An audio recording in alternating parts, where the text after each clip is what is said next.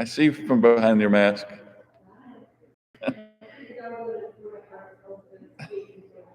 I see. Okay, so this is where I put it on mute.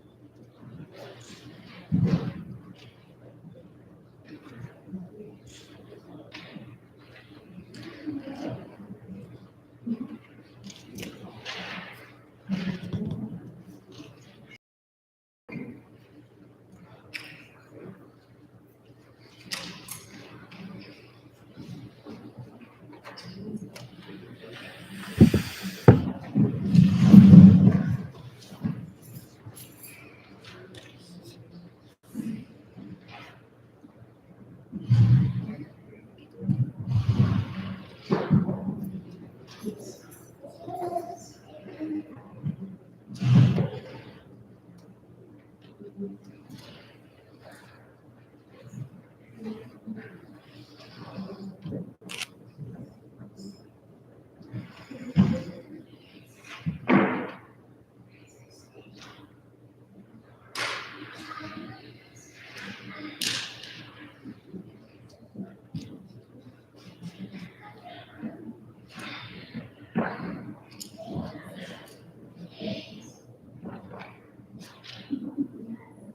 want to say good evening to everyone.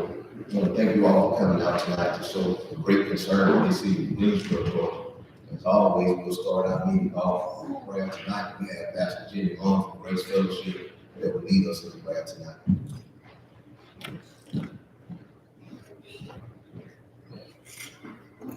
Thank you, Mr. Mayor and council members. It's my honor to come and pray. You would join your hearts with me. Lord God, you're good to us, and for that we thank you. Not every day is a good day. Not everything that comes our way is a good thing, and yet you have promised to be with us through it all and to give us what we need. Your word says that if we lack wisdom, we should ask, and that you give that wisdom without finding fault, because you know we need it. And so, Lord, I pray for this council that you would give them the wisdom they need to lead with justice and with mercy, that you would prepare them for whatever is coming, because we've learned over the past couple of years that we cannot predict from one day to the next what will happen. And so, Lord, fill them with all they need so that they can lead with compassion and with wisdom. Lord, thank you for every blessing you pour out upon us. Will you give you the glory and the honor for it? In the name of Jesus, amen. Amen. Thank you. Thank you, Pastor Jimmy. Move right on down. Agenda, we're at number 3. Approval of January 18, 2022 regular session meeting. Council, I will be time to move over.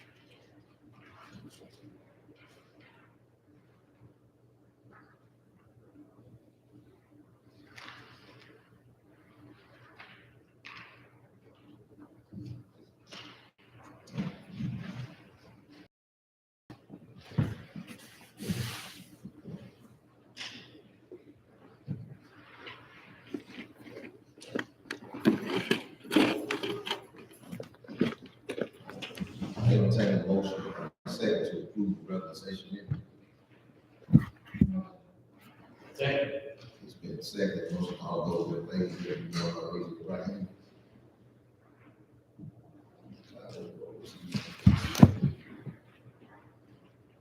Before me, is the approval of our January 18, 2022 executive session minutes. Council, I also give you time to go.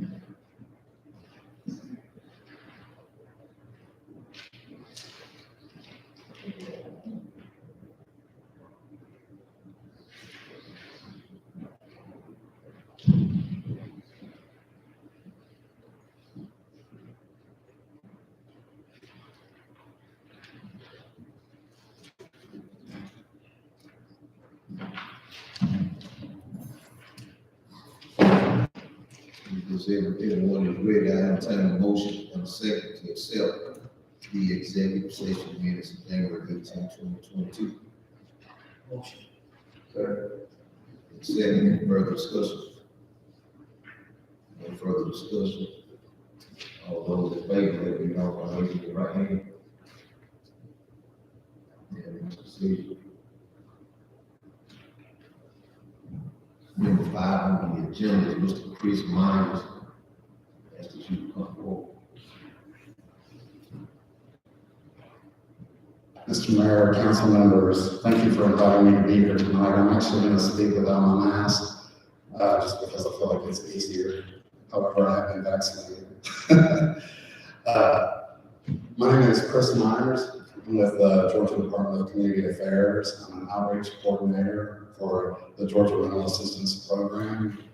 I have a slideshow today, but before I get started with the slideshow, I actually have some handouts that I'd like to give to the mayor and to the council members. The handouts provide eligibility requirements. It's a one-pager that we've been distributing. So I'd like to do that first before I begin the slideshow.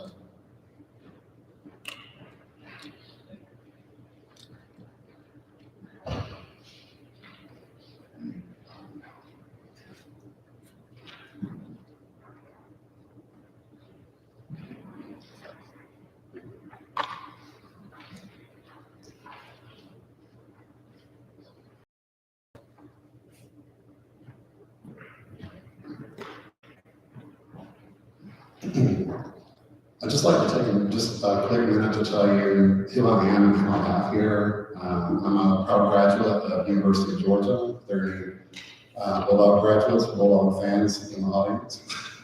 Go Dogs. I've been with the state of Georgia approximately 10 years. This is my third state agency. And I appreciate my manager being here with me tonight. I've been on this job for 8 weeks. So once I give the presentation, she's here to evaluate my performance, and she's also here to help answer questions that I may not be able to answer, and I'd like to introduce her at this time. Ms. Cynthia Patterson. So, having said that, I think I'm ready to begin the slides.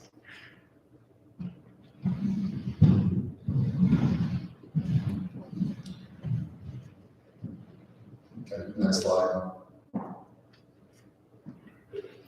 Okay, DC, I'm going to tell you a little bit about DCA and what we do. What we attempt to accomplish, it's improving communities, but our divisions run the gamut. Anything from historic preservation to disaster relief to housing assistance to economic development. And I happen to be employed in the Housing Assistance Division. If you want to learn more about DCA, I would encourage you to visit dca.ga.gov. Next slide. So I am here to talk about the rental assistance program. And the goal of the provide funding to people who their livelihoods because of the pandemic. This is all pandemic driven. For instance, if people have lost their livelihood and they've gotten, that's where Georgia Rental Assistance comes in. Next slide.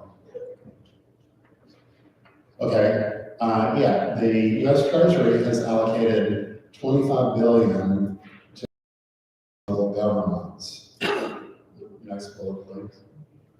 Through the Consolidated Appropriations Act of 2021, DCA, so this is the Georgia portion of the $25 billion. Georgia received $552 million in stimulus funds, and it's referred to as the Emergency Rental Assistance Program. We call it ERA-1 for short. Under the American Rescue Plan in 2021, DCA received an additional $437 million. That's what we refer to as the second bucket. So it's assistance, the second bucket of money. Yeah, and the timeline for ERA-1, the program began on March 8th of 2021, and it's slated to end September of this year.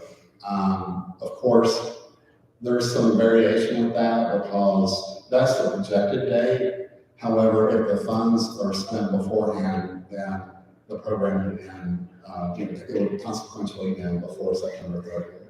But there you can see the graphic there, you can see kind of a timeline of what we anticipate with ERA 1. Next slide. So then we have ERA 2. ERA 2 is more expansive. It began September of last year. This pot of money is projected to last for 4 years. So again, it's the same caveat. If the funds are spent before September 30th of 2025, then that's when the program ends. However, DCA's projection is that the program will end the end of September 2025, and there's a timeline for you there also. Okay, this 12 jurisdiction slide, what happened initially is the 12 jurisdictions that are listed, I'm not going to read them, you can see them there on the screen. They received their own funding to help individuals who were needy in this way. That's initially how the program was set up. So the state, the DCA, was not providing money to applicants in those 12 jurisdictions initially. However, and that's when applications began in March of last year.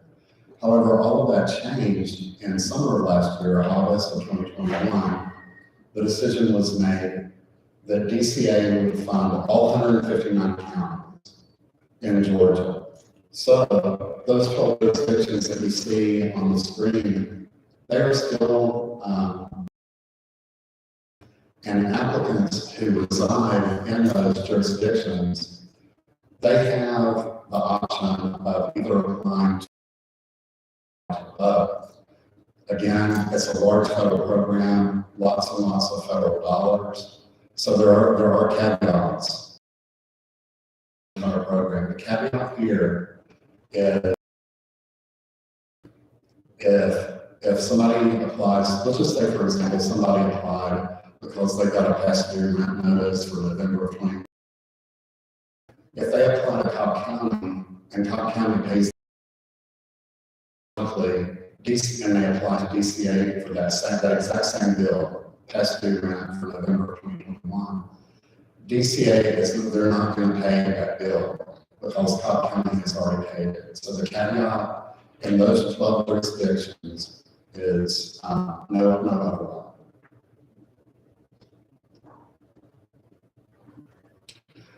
Okay, again, how does the program work? The program is designed to help people. Well, we just have to, all of us have to say, COVID has impacted all of our lives, whether we lost our jobs or not. COVID has impacted every person's life in the United States and around the world. So if you lost your job because of the pandemic and you experienced hardship, then in some cases you got behind, say, on your rent payment or utility payment, you've incurred other expenses related to housing. That's what GRA is set up for. So we're going to provide relief to landlords, tenants, and utilities on behalf of the tenant. Other ways the money can be spent is if the person or the household has already been evicted, it's not a matter of they're facing eviction. If they have already been evicted and have nowhere to go, then GRA can provide money for deposit and application fees for new housing, a new living arrangement. We'll also pay for storage fees in case they have nowhere to put their belongings. You see their hotel extended stay rentals for short-term housing. So it funds a number of different initiatives, I would say. Next slide, please.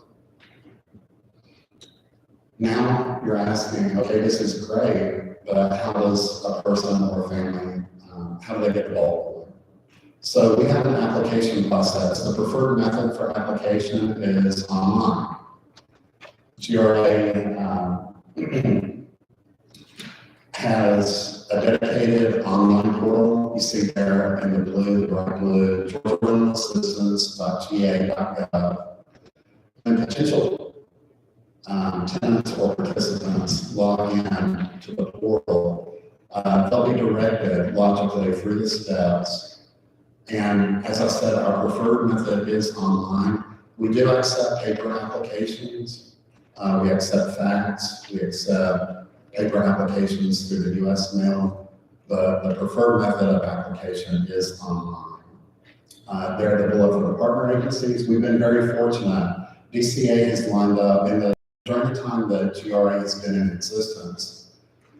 DCA has lined up approximately 60 partner agencies to help applicants complete the applications. And we feel very fortunate in that regard, that we have such good help with people who are experiencing difficulty completing the application. And then finally, the Georgia Legal Services Program, applicants can get free legal representation, and they have navigators that will help assist applicants with the application process. Okay, in terms of what the program will pay for, what it will not pay for, who's eligible, who's not eligible. As I mentioned earlier, it's geared toward eligible tenants, landlords, utility providers. And the way it works is, to you tonight, is the program really is tenant driven.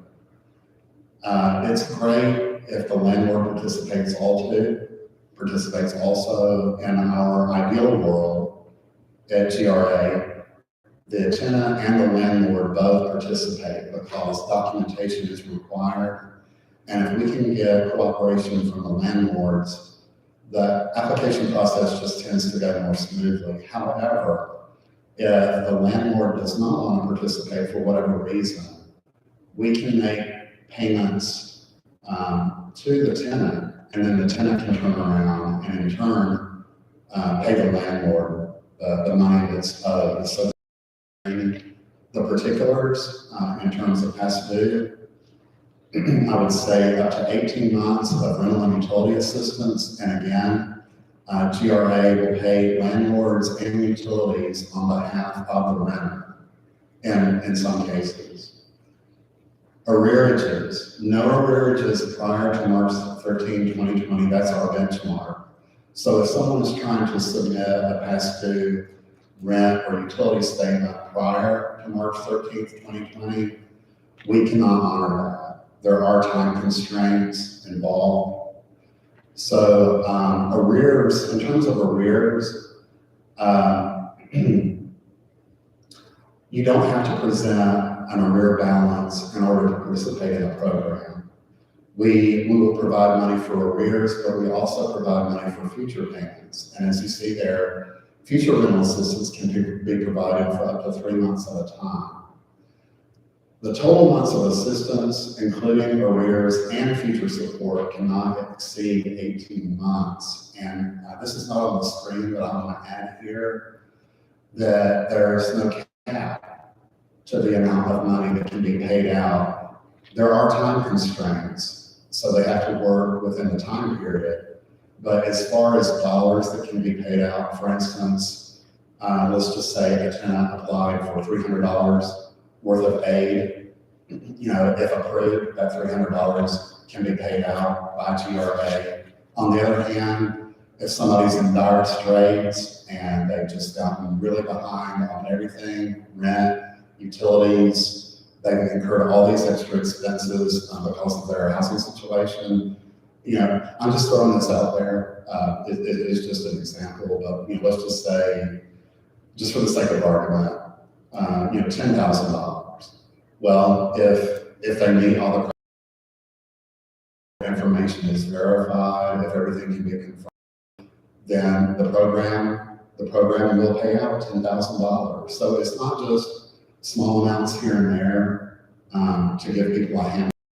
We can pay large amounts of money, and as I get toward the end of my presentation, I'll have some figures for you as to the amount of money that's been paid out thus far.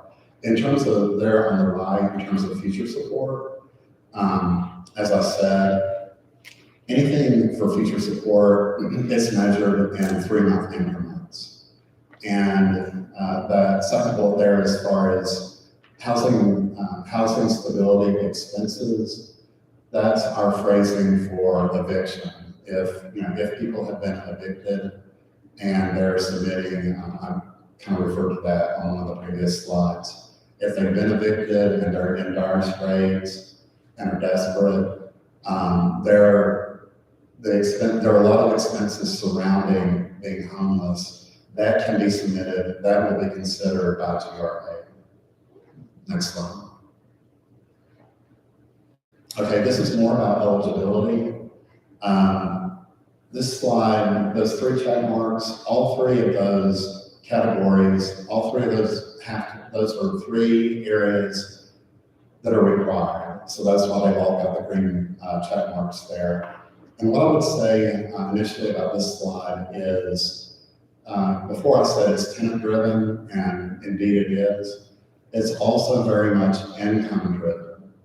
So applicants can earn no more than 80% of the current area median income as determined by HUD for the area in which they live.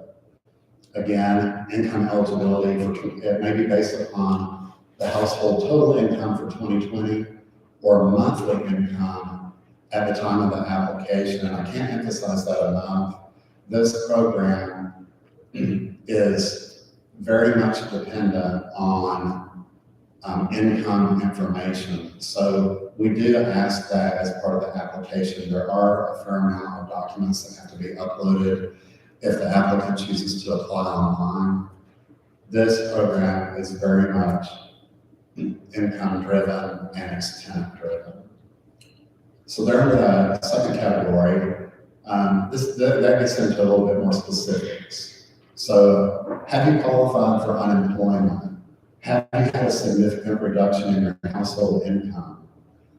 Have you incurred significant costs or other financial hardships directly or indirectly related to COVID, which would be that first bucket of money that I told you about, the ERA1, or during the COVID pandemic, which is the second bucket of money, ERA2, the applicant must complete a hardship form. And then you see there, that's the attestation, is they must attest in writing what their hardship is and the extent of the hardship. So then we have that third column. They must be able to demonstrate a risk of homelessness or housing instability. I've referred to this in some of the previous slides. Can they furnish an eviction notice? Can they furnish a past rent due notice? Can they furnish past due utility notice? That last bullet, sign verification of housing instability, what that really means is, let's just say, for example, a tenant has not yet been evicted, but is facing eviction. So the sign verification of housing instability, that would be a letter from the landlord stating that he or she, or if it's a management company, however they would word that they are aware that this person is on hard times, that this person is experiencing hardships, and this person is highly likely to be evicted. So that's what the verification of housing instability, that's what that really means. Next slide. Priorities. Yes, we do have priorities among the thousands of applications that we receive. We do have assistance priorities. The first priority is given to people who are unemployed. And you see there on the screen, 1 or more individuals in the household have been unemployed for the previous 90 days, 3 months, immediately prior to the date of application. So that's one group that is given priority. The other group is, and again, it's based on income. If individuals or families, if they fall at or below 50% of the area median income as determined by HUD, then they are given priority. the note here is the way our online portal is designed, it's been, I guess the programmers designed it in such a way that once the information has been submitted, those two groups, the unemployed and the income below 50%, those are, I want to say maybe flagged in the system as applications that should receive urgent priority. Next slide.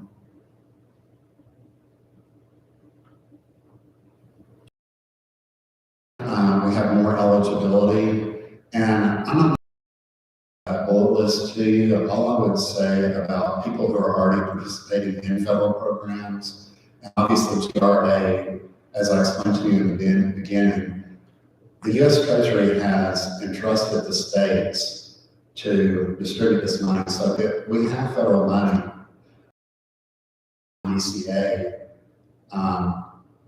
have been given the responsibility to distribute the money.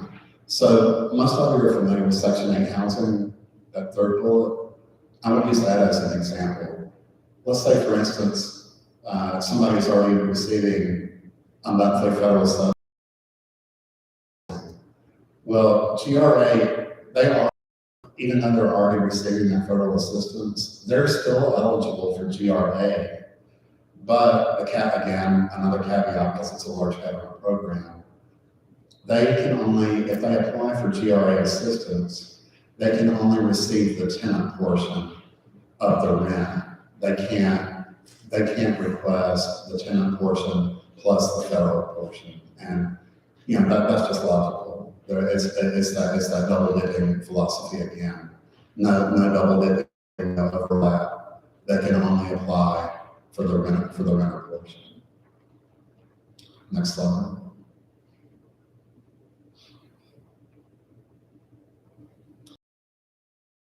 This opens up an opportunity to talk about something other than traditional housing. When I was giving my discussion earlier, you were thinking of renters who were in apartment units. But I added this screen because I want you to know that it's not just folks who are residing in apartments. We've got mobile homes and the lot on which the mobile home is. Those are very eligible for assistance. Also eligible for rental assistance, and this especially applies to our people who've been evicted. If they have lost their housing and have been forced to go live in a hotel, motel, temporary lodging, or boarding house, they can still apply for GRA assistance. But another caveat, the caveat with that type of housing arrangement is they still would need to furnish a lease agreement. There has to be some form of lease agreement that can be uploaded into our system in order for those people or those families to be considered. And then lastly, we've got there the lease purchase and rent to own. So lease purchase and rent to own units are eligible, but there are conditions that go along with those. Next slide. Okay, the payment process. Everybody likes to get paid. Landlords want to get paid. Utility companies want to get paid. So how does the payment process work? I alluded to this earlier. The funds, GRA will pay funds directly to landlords and utility companies on behalf of tenants.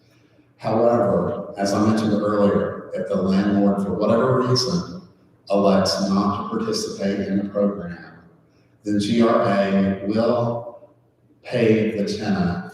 If everything is confirmed, everything is verified, GRA will distribute funds to the tenant under a good faith arrangement that the tenant will indeed pay the landlord. Okay, under ERA 1, we've got 12 months of assistance for rent, utilities, and housing stability. Up to 15 months will be allowed only under certain circumstances when it is needed to ensure the stability. Again, I would emphasize to you that 15-month time constraint. That's most likely people who are facing eviction. So we've got the language there, ensure the stability of the household. Those folks are facing eviction. Under ERA 2, it's expanded up to 18 months of assistance allowed for rent, utilities, and housing stability expenses. Next slide.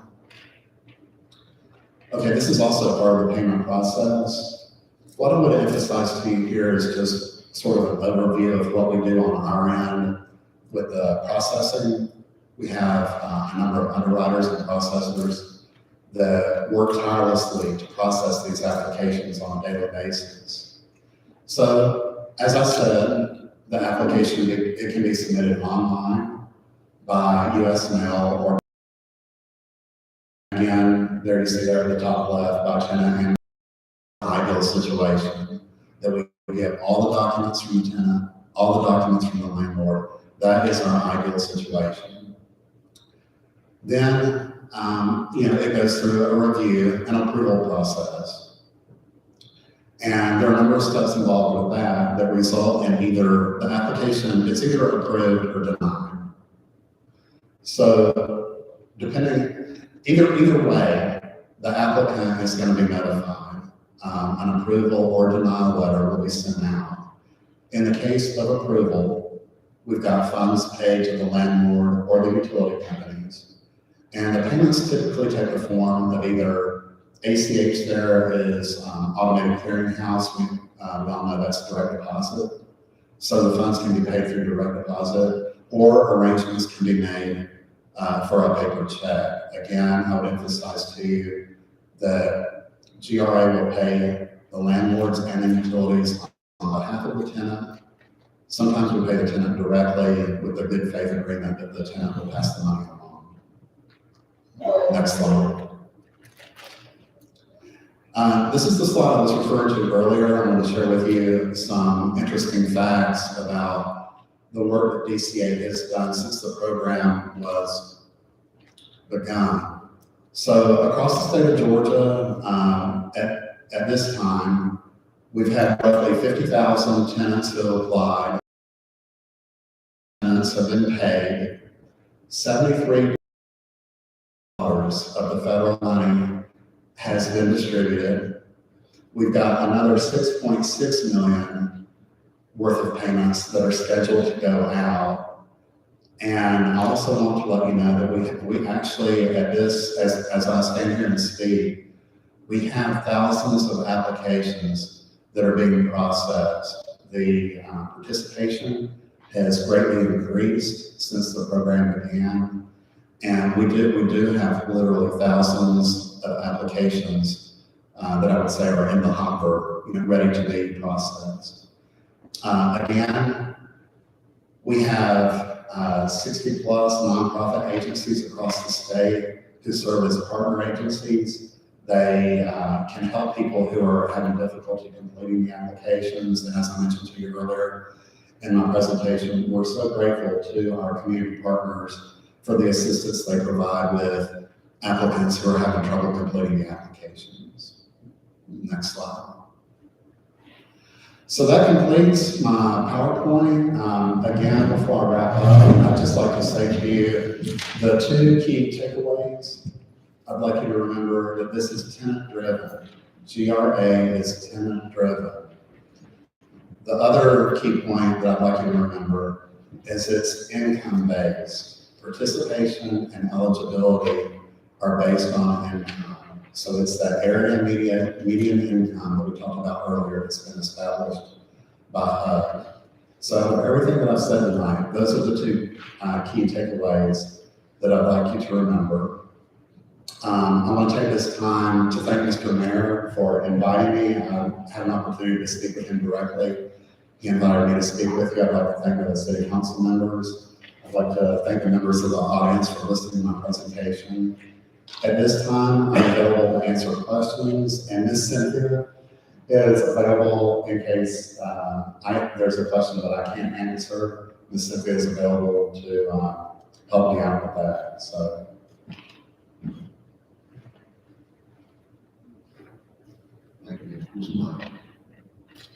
Are there any questions from the council? Mr. Moore? Mr. Myers, thank you for the presentation. What's the length of the process on average from start to finish? From submitting an application to either being approved or disapproved to the payout? My answer is that it varies, based on the applicant's needs. Ms. Cynthia has been doing this a lot longer than I have, and she probably has a better answer than I do. Good afternoon. So we have not been able to really establish a start to finish process because every application is so different. And probably one of the biggest challenges that we face with these applications is that people do not send in what we need initially. And so that then begins the back and forth with the applicant. And sometimes with applicants who are not going back regularly to that portal to check the messages from that process or underwrite on what is needed. So it varies. Okay, thank you. Thank you. My question is, do you serve a certain area in the state of Georgia, like district or circuit? Yes, sir, I'm glad you brought that up, and I was negligent when I introduced myself. The reason I'm here tonight is I'm responsible for a 7-county region. My region is, the label is Athens Clarke County, but your county falls within my 7-county region. And my purpose in being here tonight is, my job as an outreach coordinator is to increase participation in this program. And I respectfully request that the mayor and the council members assist me in getting the word out. We really need to get the word out about this program. It's a wonderful, wonderful program. I'm doing everything I can to schedule meetings, to distribute flyers, and sending emails and faxes and placing phone calls. We're trying to get the word out about this program. And that is one request that I have of you all, is for the populations that you're aware of in your communities who could benefit from this. I'll be happy to help you in any way that I can in getting the word out, getting the word to those people who need the aid the most. I have a follow-up question. My follow-up question to you you said you're out of Clarke County, you have a 7th district. We fall in that district. Out of the other 6 counties, how how successful have you been with the other 6 counties with this program? Other than Green? So basically, our to track that county, how much money we're putting in every county. Right now, there are about 55 counties out of the 159 counties in Georgia that have received this money. And of those 55 counties that we look at right now, it could be 65 by next week. But those 55 counties that are at the top of receiving this money have received in excess of $100,000. Some of those counties in as much as $4 million have gone into landlord's bank account. I wish I had looked at Greene County before I left today, but I do not believe that Greene County is one of those counties that is at the top 55 that have received the most money of this money. And so one of the reasons why this presentation is so important is because while those 55 counties are doing outstanding, Housing County is one of those counties that have received over $4 million in landlord bank accounts. But there are other counties across the state where we receive 3 applications, or 4 applications, or 20 applications.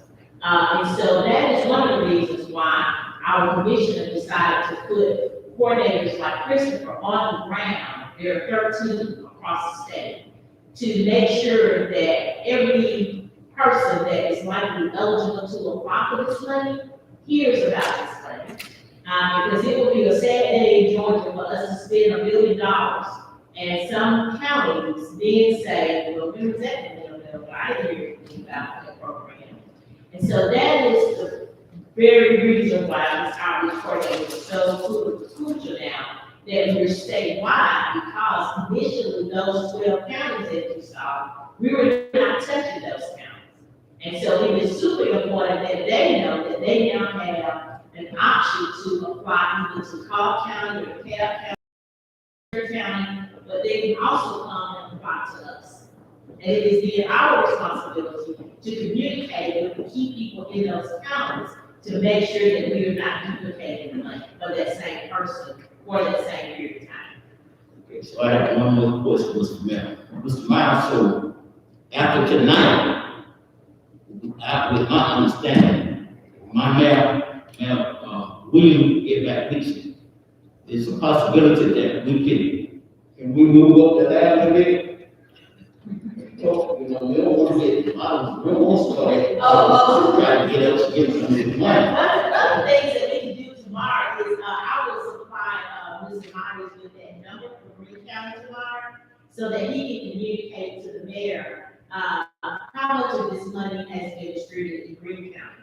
How many applications have we received, and how many applications have we paid?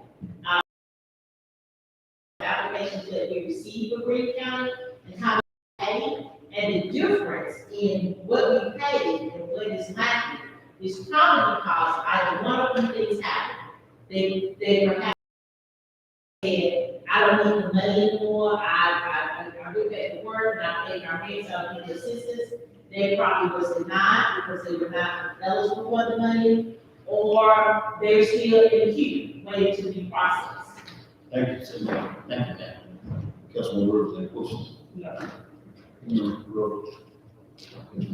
No. Out of the funding, how much money is left from the first ERA? It looks like, if my math is right, it looks like we spent approximately about 80 million with money that's already been allocated, Yes. money that's due to be allocated. Yes, and so we are spending out of both allocations. So when the treasury sent the second allocation, we did not have the option to spend everything in allocation 1 and then start on allocation 2. So we're spending out of both allocations at the same time. But I will say to you that the majority of that $79 million has pretty much been spent out of ERA 1. Mr. Myers, I would ask that you would make sure that Kale Hammond gets one of those flyers. Ms. Gill, I ask that you would post that to our Facebook page, as well as our downtown Facebook page, Ms. Kendrick, if you don't mind. Also, city manager, if you could get it and post it in the newspaper, local newspaper, we'll appreciate it. That way we can get it out to all of our citizens. Certainly, I'd be glad to do that. Thank you so much. Thank you, I appreciate your time.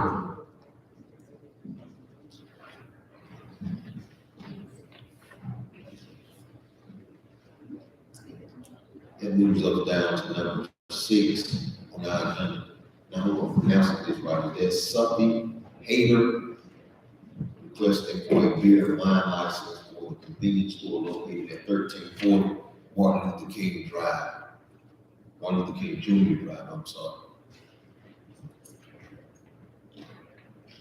I don't see him in the room.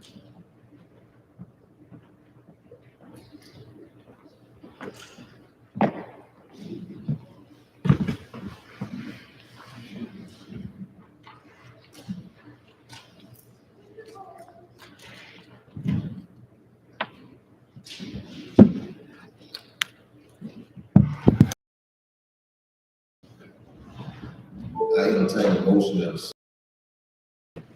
approve the request for the beer and wine. License at the convenience store.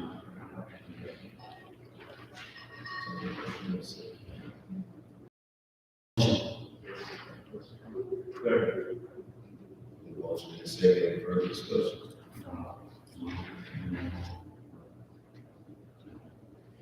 Any further discussion? Listen, now, can I say something before we Yes, sir. here? In the past, these people are dropping these licenses, they usually show the claims, they come forward. So we can kind of see them and talk to them. I am like, they're on this new person, and see it all, see which I don't have no problem with. It's not approvable. I kind of have a problem with when they get on the agenda, but they don't show up. That kind of make me feel like something ain't right. Look like they're made an attempt, you know, to with city manager or he. I just hope in the future, I would just say that if you have a particular person with real fine eyes, that, you know, if God is not here, then we should take it to they can come. That's what I like to see. For clarity, Councilman, now we motion and we said, we don't have to vote it in. We voted that. Clarity, understand. Mr. Mayor, I'm in order, with the Assembly Councilman Mullen passed. I'll be sending my vote to carry this motion to the owner of the applicant who actually come to the mayor and council.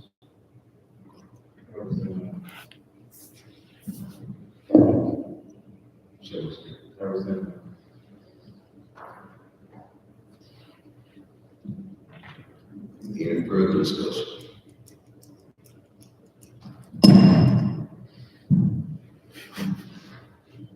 Mr. Mayor, it might be appropriate to consider tabling this motion. We will give a motion to table the request for beer and wine license. Second. The motion is second to table the request for beer and wine license for the convenience store located at 1341 Union Drive. Any further discussion? No further discussion. All those in favor of table, raise your right hand.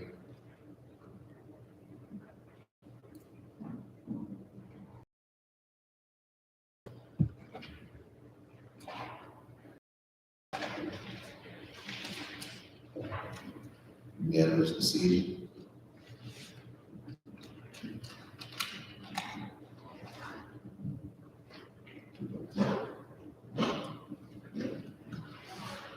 We go down to number 8.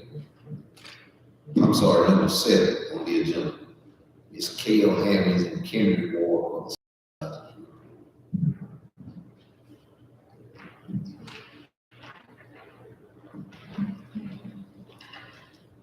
Good evening, how are you guys?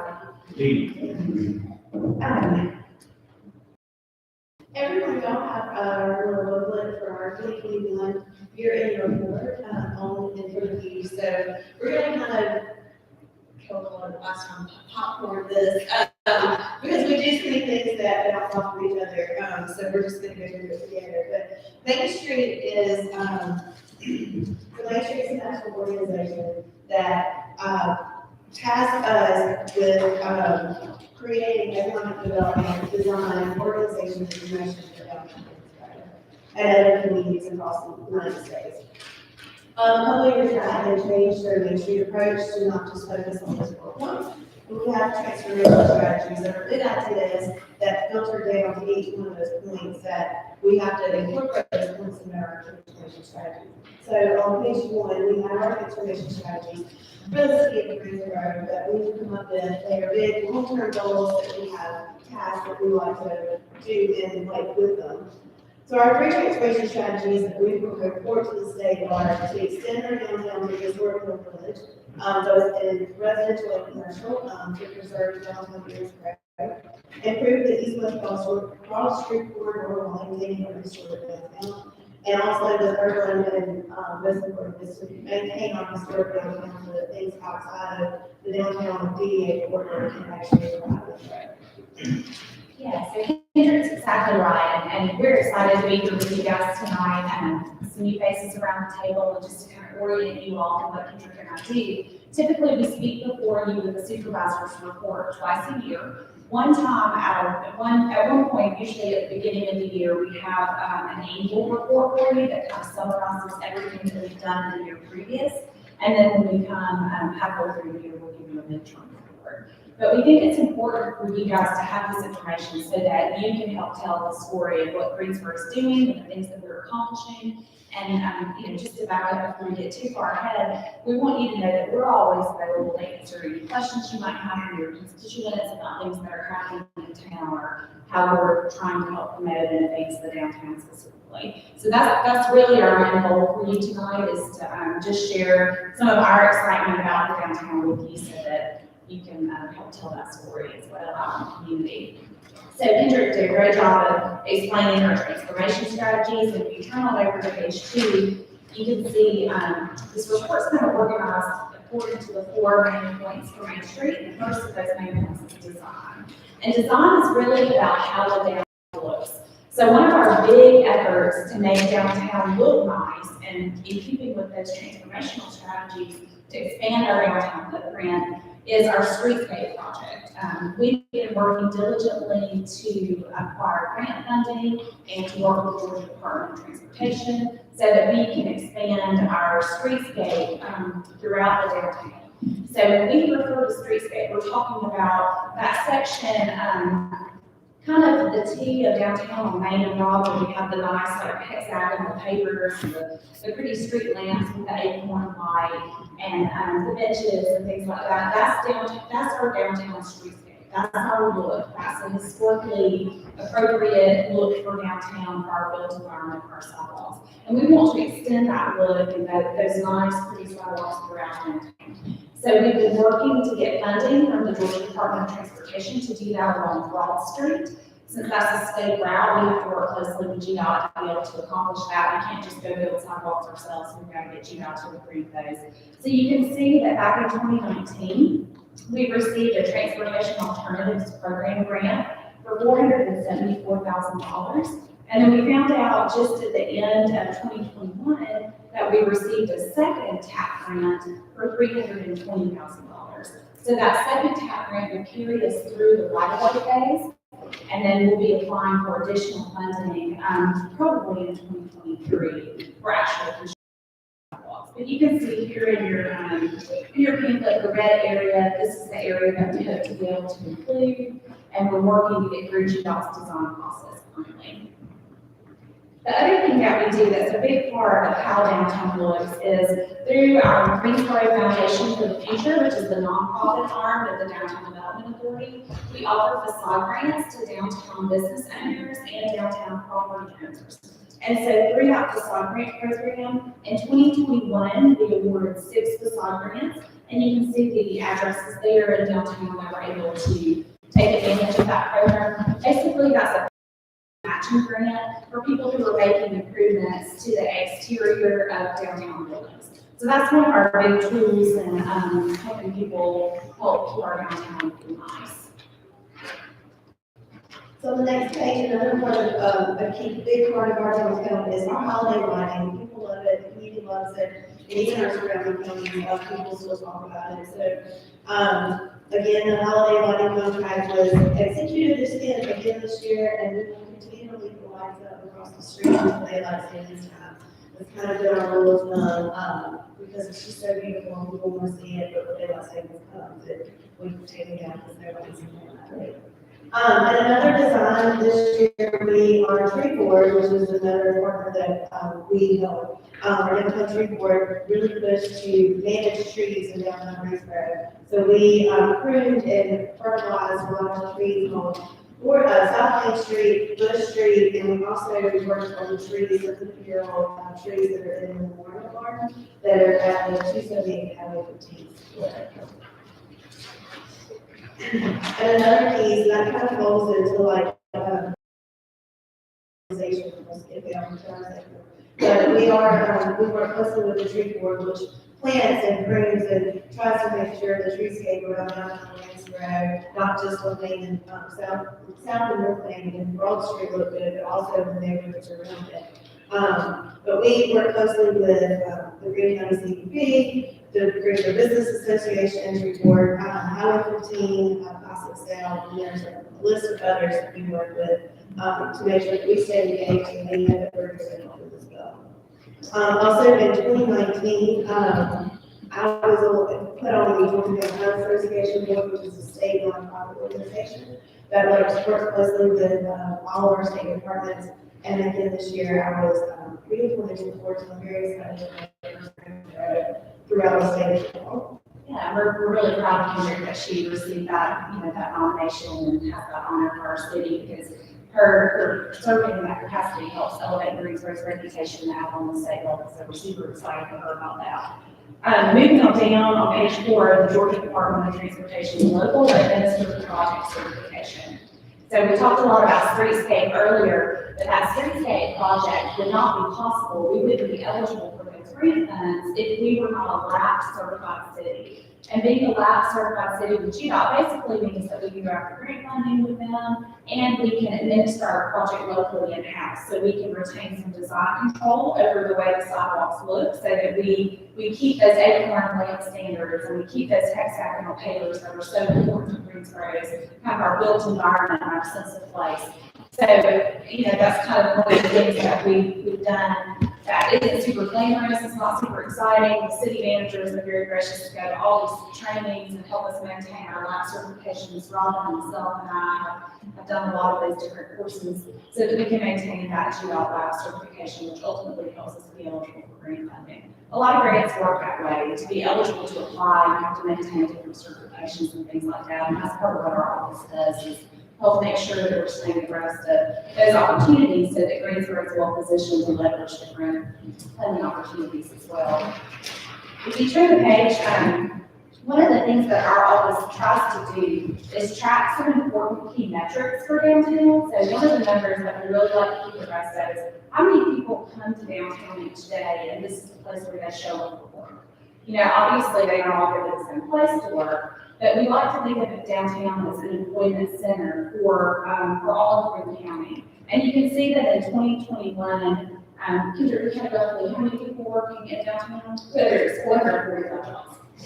Yeah, Kendrick can speak to, I know there's been a obvious drop, which would be expected in 2020, 2021, with the pandemic. And Kendrick can kind of speak to some of that. So in 2019, the Department of Community Supervision as well as APRAS all left downtown Greensboro, so those are huge numbers for us that we lost. But then in 2021, we tried to end the year the District Cafe, which is a huge number for us. It's not, but also the numbers grow because we track part-time employees, not like as 1.5 person. So our numbers are lower because a lot of people have more part-time employees right now than they do full-time employees. So that really makes our numbers look a lot more than they are. So there's roughly 435 people that come downtown on a given day to work 24 hours a month. And we expect to see that increase in 2022, and over time, as we keep tracking this, we'll all be able to look back and say, oh gosh, yeah, this loaded, that was during the pandemic, when things were kind of rough. So I think it's important that we have that accurate representation as we're tracking this, different trends over time.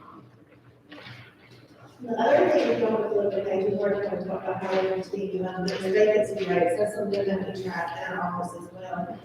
Y'all track it for opportunity zone, there's a couple other things you track it for as well. So you can kind of see the trend from 2006 to 2021, the vacancy rates. And we track them at the end of the year because if the business closed or reopens, we fill that back in. So yeah. And around, that spike that you're seeing there when we were up over 20%, that was during the Great Recession when we had a lot of vacancies in downtown. Since that time, we've pretty consistently seen our vacancy rates go down. The vacancy as a percentage of all property was around 5% this year in 2021. Previously in 2020, it was almost 7%. So we're still watching that number go down. And I have to report that as part of the justification for our rules zone designation, for our opportunity zone designation. So that's why we keep up with things like that. So it's good to see that, we're seeing decreased vacancy in downtown. That's a positive trend for us. The next point in our administrative promotion, that's all the other stuff. So you're seeing on the first page, one of the big key things that we've done for a number of years is we go to the U.S. Welcome Center, which is actually it's coming in from South Carolina, and there's a box there that we go to the Greensboro display. And this past year, we had it for 6 months, and it was, we didn't know how people were traveling, but over 200,000 people saw our display for Greensboro. But one of the key things that we hear, we see that it's so successful for us, is that we hear merchants tell us, like, they saw our display and they stopped it at 7:30. So they're headed towards Atlanta and they stop here because they see all the great things we do. And our office works with our merchants and gets like stuff, put in a box for them, and helps promote them, and they're gracious enough to let us have 4 to 6 months. And that's super cost effective advertising for us. I mean, it costs us virtually nothing to do it. Hender's done a fantastic job of organizing those displays. And what she's talking about is like, you know, when you cross the state line, there's the big Georgia Welcome Center. It's not just the Augusta Welcome Center, but the big state run visitor information center. And so they have a huge glass box that sits in their lobby, and it's available for communities to come decorate. And she's done a great job of taking advantage of that. That's probably one of the biggest plans for the Hender's advertising. It's less than a million person than we actually do a lot of our work, so. And they track the numbers for us, so we know exactly how many people see it, so it's fantastic. And then one of the things we do for promotion is we track our social media, so you can see that on our Facebook, of course, with social media has increased, and we're really trying to push Instagram for the tourism destination, because the younger generation is going more towards the Instagram, so we are, working on that. And then in 2021, we had 3 of our 4 annual events. We had to cancel South of Jubilee just because we didn't know what the state of Florida was going to be. But we picked back up our first event in Picking on the Green in June. It was huge. It was a big success. We had 3 local bands and then a local food truck. And so the community really came out and supported our local bands to be able to get back and, to show that we're happy to be back to playing. And then our rock and roll cruising, we had over 80 cars in cruising this year in September. And then our lighting in the tree was just, I couldn't believe how many people were out in the lighting in the tree this year. And also the other event that we do for downtown is downtown trick or treat. And we partnered with the police department this year to do a trunk or treat. And then the Methodist Church also wanted to do a trunk or treat. So we were able to close that side street to be able to have a trunk or treat between the two, between the BB&T and the Methodist Church. So it's a safer place for kids to walk, like coming across the street. So it was a huge success, and I know that the church is doing it next year. So we'll continue that. And if I can, I'd like to draw your attention to the chart on the bottom of page 8 and just kind of share with you our strategy about downtown events. We really believe that there need to be other events in downtown other than just the ones that Kendrick puts on. So that chart that you see there at the bottom, that includes events that are produced by outside organizations here at Festival Hall or events down at the brewery. I mean, the Festival Hall and the brewery were no downtown development projects with the goal being that you would put these things into motion and then they would kind of develop a life of their own and create energy and excitement for your downtown. And that would become self-sustaining. So we've seen that. Obviously, there's a dip there because of the pandemic cancellations, but we're happy to see that those entities, those places are creating traffic and energy and things that are doing downtown. That's a big part of downtown development, especially that we're proud of. So, on page 9, economic vitality. This is just where we're tracking business development. You can see we had 9 new jobs in downtown. And the opening of 5 new businesses. We saw a huge increase in commercial buildings that were sold in downtown in 2021.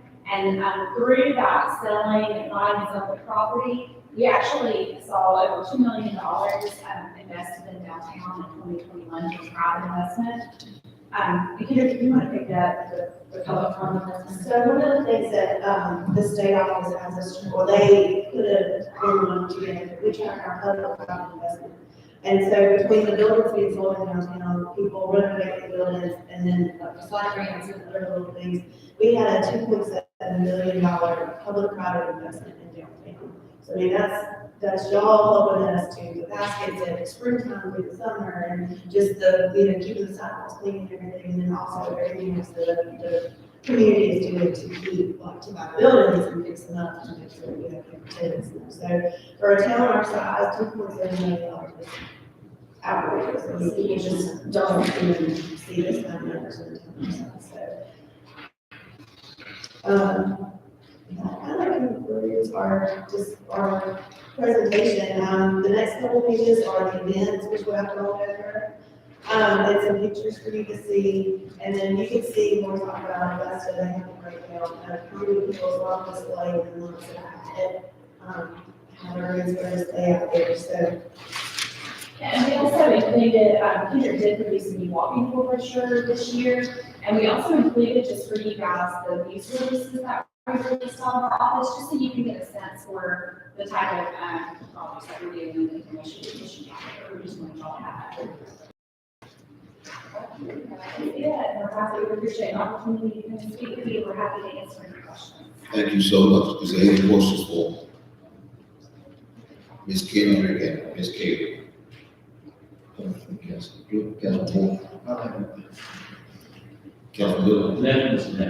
Councilwoman Rivers. Councilwoman. Councilman. Thank you all so much for the job well done. Thank y'all for your support. Mr. Kelly, ask that you remain standing. Sure. It's down here, come on, number 8, I guess number 8, number 9, and number 10. Yes, sir. The approval of CDBG application for infrastructure improvements at Greensboro Estates. So, a number of weeks ago, the city manager brought to my attention a need for infrastructure improvements at a neighborhood in Greensboro called Greensboro Estates. And he asked me if I would investigate the possibility of the city preparing a community development block grant application to fund infrastructure improvements there in that neighborhood. And so what I have for you guys tonight is the opportunity to authorize that application. If you choose to direct me to submit that application, then the next step would be to approve a grant writer contract to hire an engineering firm, engineering report that's necessary for the application. So those are the 3 agenda items that we have. Actually, Mr. Mayor would need 3 separate actions from the council: authorizing the application, hiring the grant writer, hiring an engineer. So, Mr. Saeed Hashim is here tonight. He's the property owner there at Greensboro Estates, and he is in support of the application. Currently, there's an interesting mix of private and public infrastructure. The park was built, some of the infrastructure was installed privately, so we would be negotiating with the property owner to make these public improvements, and ultimately the city would take ownership of the water and sewer systems there in order to be able to make the improvements through grant funding. So we would be applying for community development block grant funding through the facilities program with CDBG. CDBG has lots of different categories of funding, but it would be the one that we've used in the past for infrastructure improvements in the city. And the grant writer that I have to recommend to you is Allen Smith Consulting, who's worked with the city on a number of previous CDBG applications. So I feel very confident in their ability to help us prepare an application that the council so chooses. Mr. What's his name? Mr. Saeed Hashim. Mr. King, could you please come forward?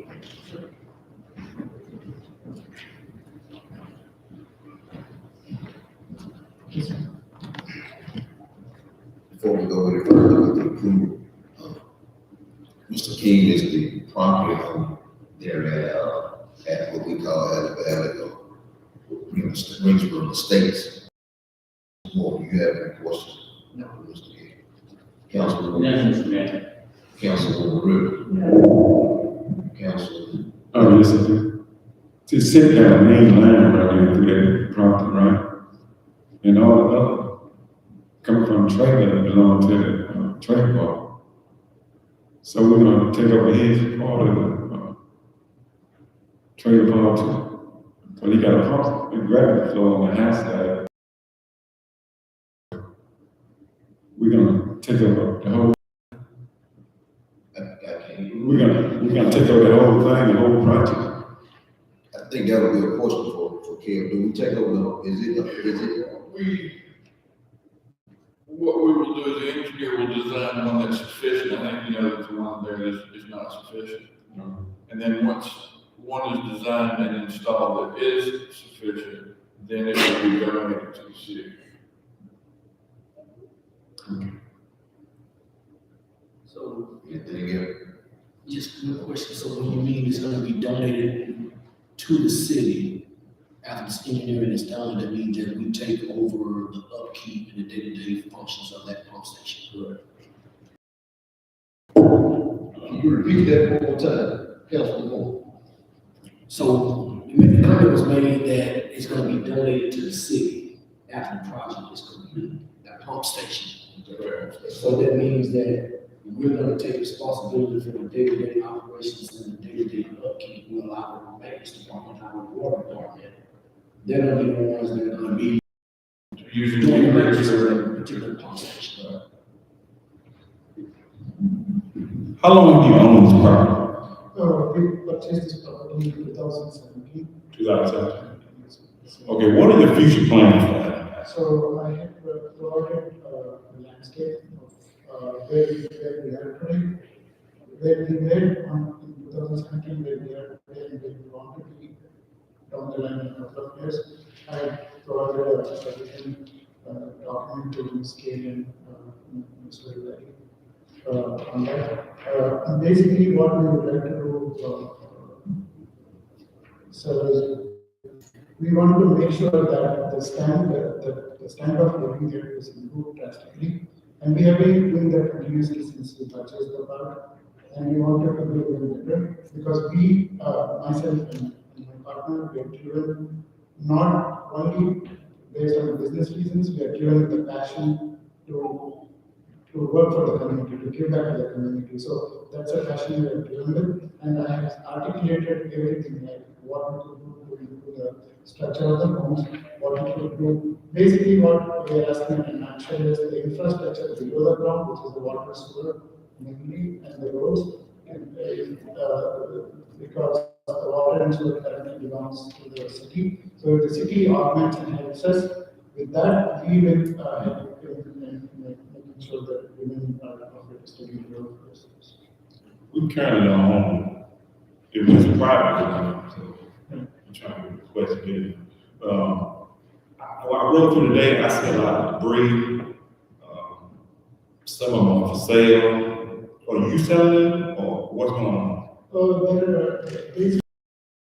Some of the homes we have given to the investors. So the investors are rehabbing those houses. They're putting some money, they kind of restructure those houses, and those houses are for sale.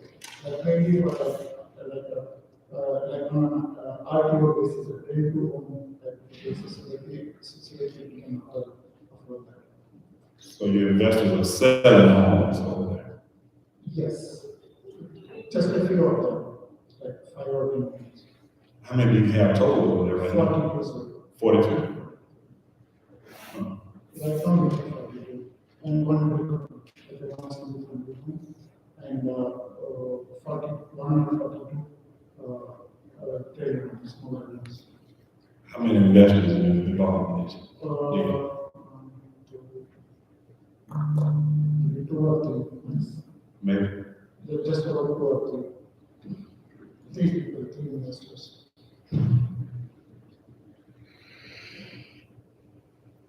The homes that you demolished, are you planning on putting some more homes there, new homes there? Yes, sir. With once we get the permit from the city, we have like to get started. And as part of my plan to improve the life there, the living conditions there, we want to bring in newer homes, like nothing beyond or below year 2000 model, right? So we don't, or even newer, like some of them we want to bring a new home so that like the park's standard improves and with the city's requirements.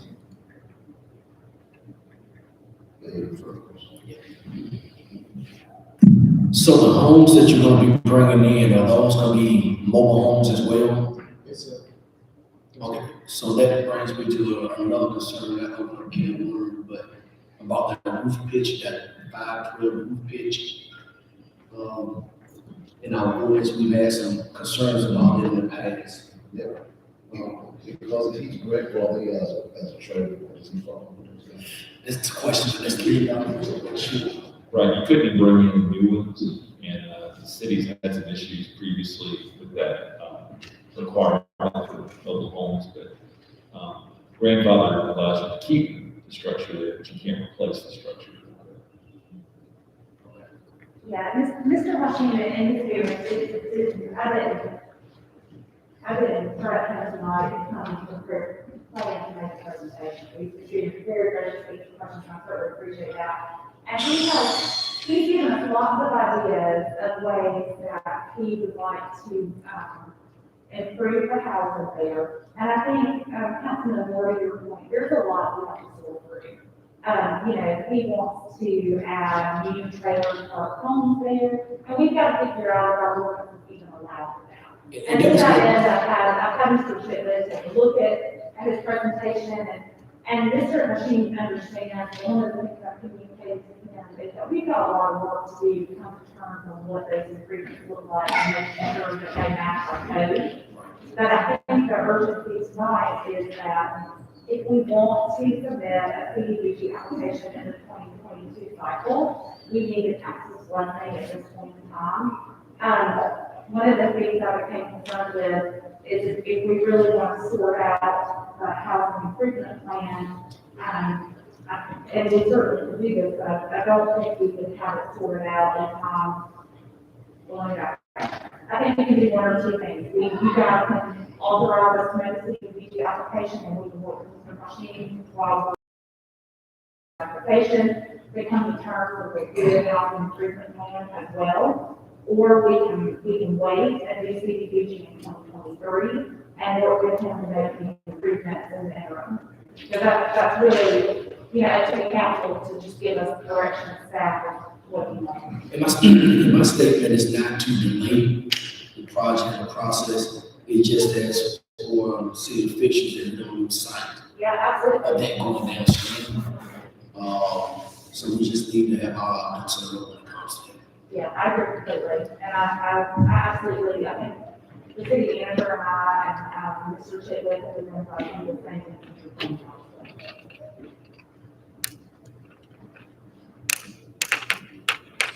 I just see a lot of work needs to be done. I mean, I'm just gonna be honest. I think that this, I'm really gonna be honest. we stand committed to do that. We definitely stand committed to do that. Okay.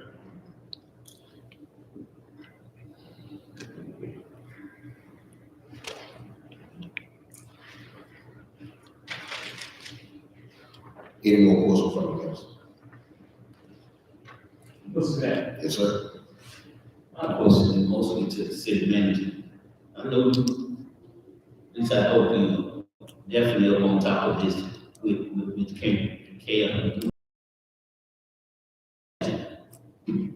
I like,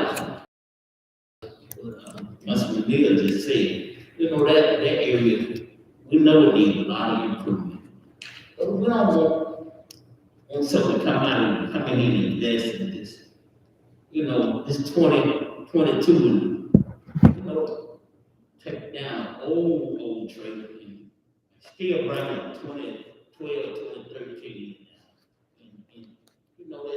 And it needs to be, I hope you get whatever they bring in, don't live in it. I mean, roads need, all the roads in that need resurfacing. But now, I'm agree with Councilman Paul with this. The roof over these mobile homes, because we done had, in the past, we done had big issues with that. That would apply in the trailer park. It don't.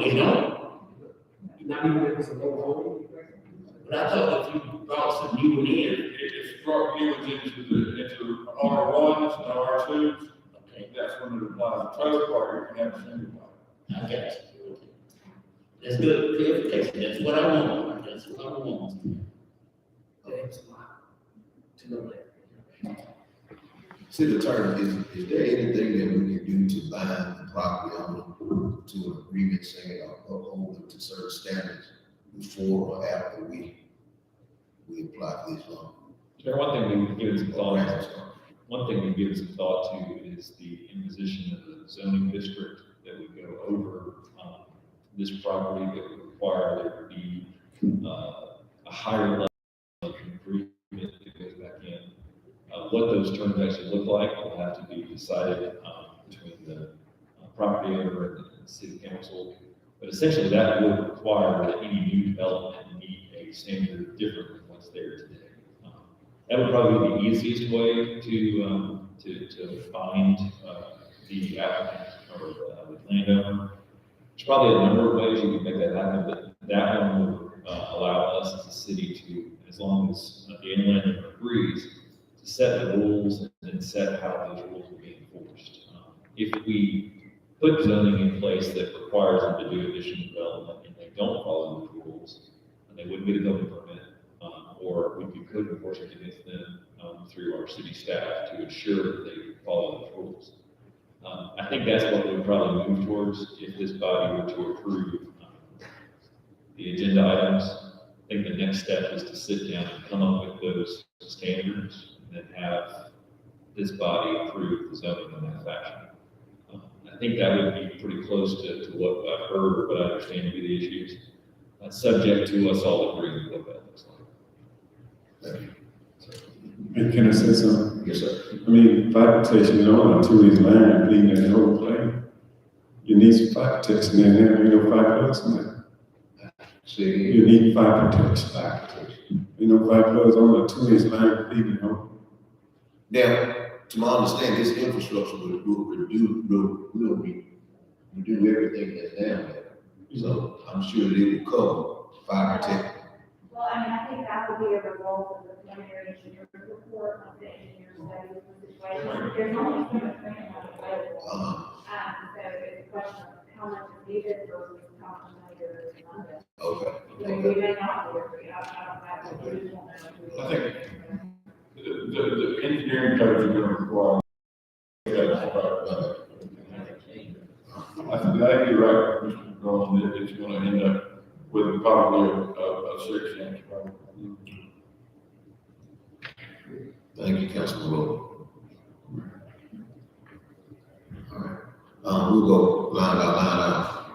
I entertain a motion and a second approval of the CDBG application infrastructure improvements at Greensboro State. Motion. Second. Motion and second, any further discussion? No further discussion, all those in favor, let me know by raising your right hand. Unanimous decision. House. Okay, all right, so next up, thank you. Sorry, yeah. Okay, so next up, item number 10, you guys should have a grant writing contract from Adams Consulting. They point is actually hiring them to prepare the CDBG application for the city. We've used them in the past, they have a wonderful track record, excellent references, and I recommend that the council approve Adams Consulting as the grant writer on the project.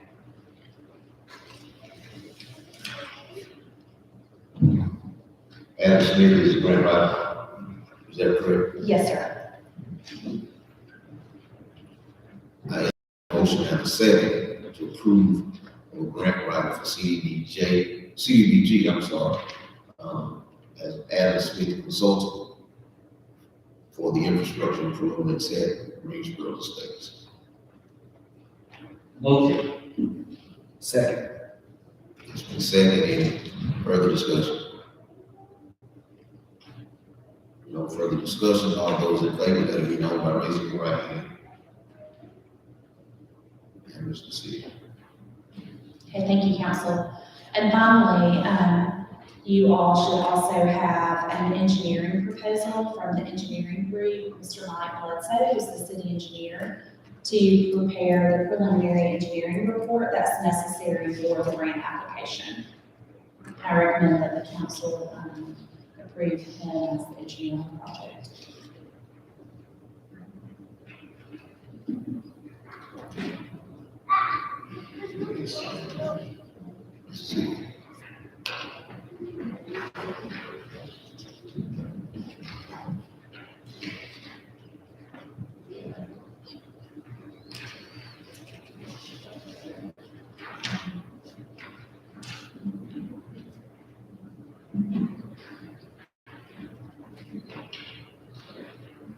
I entertain a motion in a second for approval of engineering firm for CDBG application for infrastructure improvements.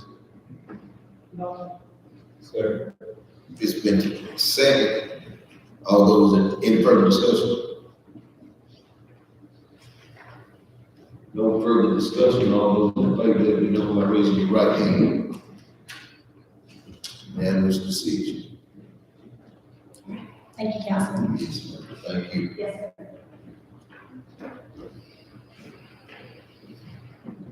Which brings us down to number 11. I'm sorry, number 12. Approval of the city's amended retirement agreement to, It's 12. it's 12. Okay. First reading of ordinance to amend chapters 2, 10, 12, 14, 16, 18, 24, 26, 30, 101, 103, 109, and 121, separating the duties and responsibilities of city clerk and the position of city manager. This is just a first reading. You guys time to read it.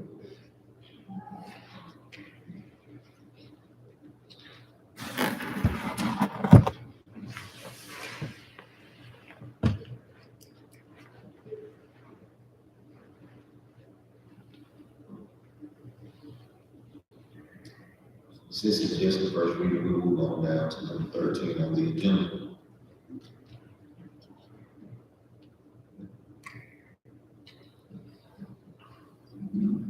Approval of the city's amended retirement agreement to establish annual cost of living allowance adjustment.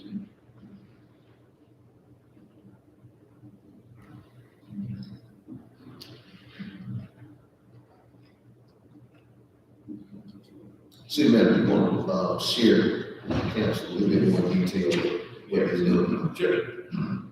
Just like Social Security, there's a cost of living, small cost of living increase between 1% and 3% that's offered for Social Security. It's calculated by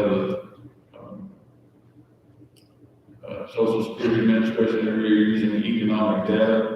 This would tie the city's retirement plan, the one that we're all on, to that same data. In years when there is inflation from 1% to 3%, the employees who retire will be able to enjoy the inflation. There will be no increase.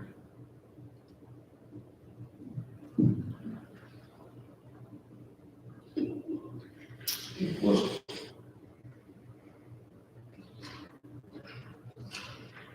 Any questions for city manager? I entertain a motion and a second. Second. It's been second. Any further discussion? No further discussion. All those in favor, let it be known by the raising of your right hand. Unanimous decision.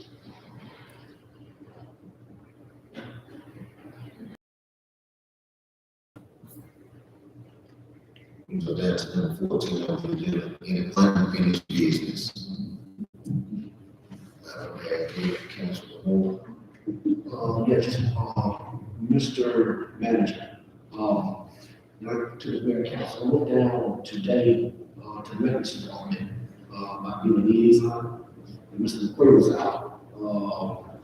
But we still have, I have concern about the gas meters.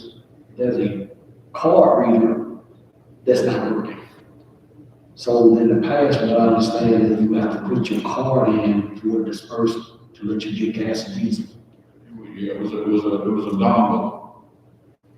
So my understanding that we had someone kind of look at that on several occasions and still not working, is that something we can upgrade? Yes, yeah, the whole thing needs to be taken out, and I think the mayor already offered us to do it. We're right at the top, that's all I have. City manager. Yes, sir.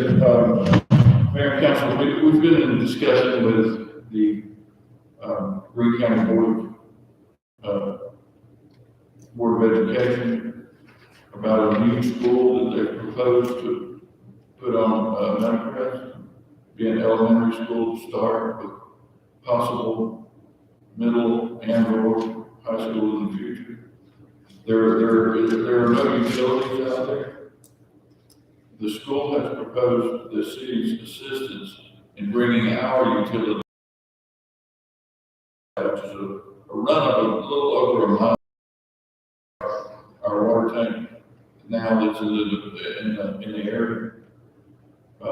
We had a preliminary estimate of a 12-inch water line and an 8-inch to be constructed to that property. The estimate came in right at 1.7 million. The school has agreed to fund it up to 1.7 million from our preliminary estimate. However, if it ends up going over, we have oversized the lines to provide for several hundred homes in that area. As we feel that will spur growth, and also we've been approached by several real estate companies as well who are very interested in building some housing in that area. So considering that the estimates are about 1.7 million, I think we're safe in going to bid with this.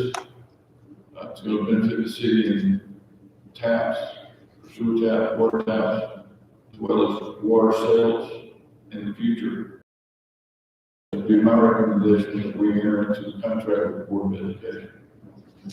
City manager, to my understanding, are we entering into is the contract saying 1.7 million, or are we paying the difference from the 8-inch pipe versus the 12?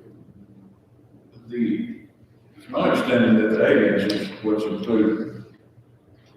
We would be obligated to do an 8-inch, and we could do a larger pipe. Would be, and the school board would pay the 1.7 million towards those improvements.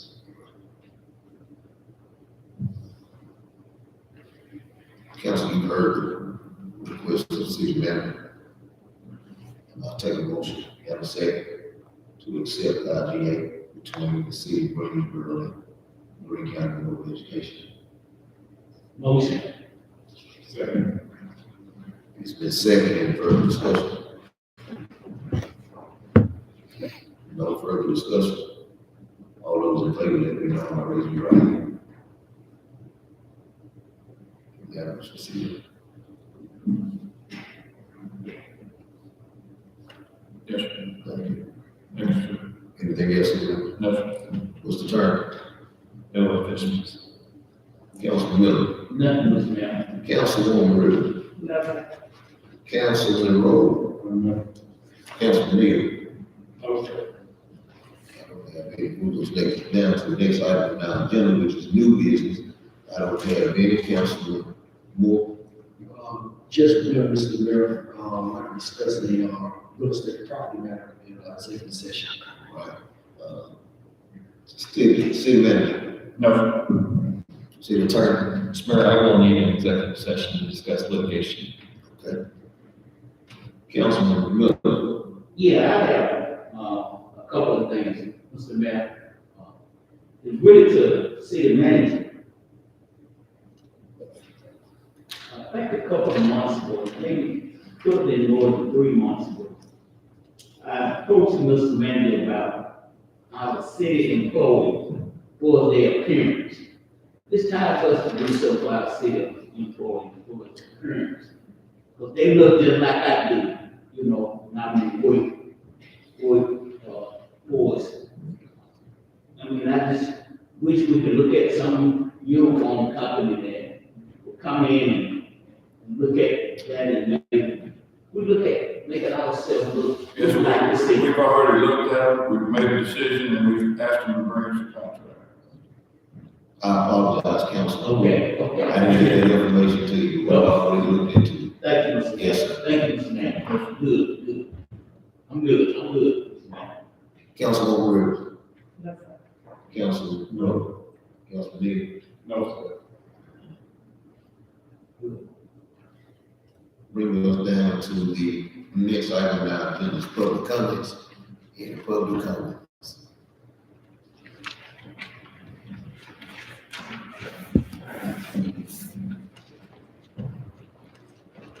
Mr. Mayor? Did you still come to start trouble tonight? No, I'm coming to just tell you how much we appreciate you guys and partnering with us on this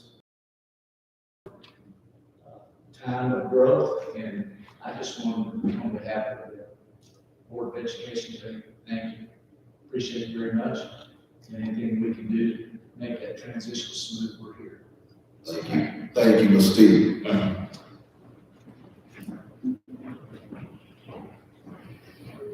I entertain a motion to go into executive session.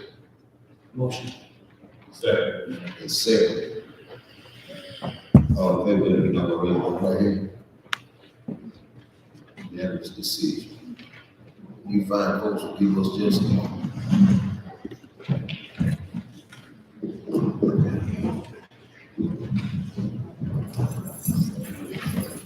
Mm-hmm.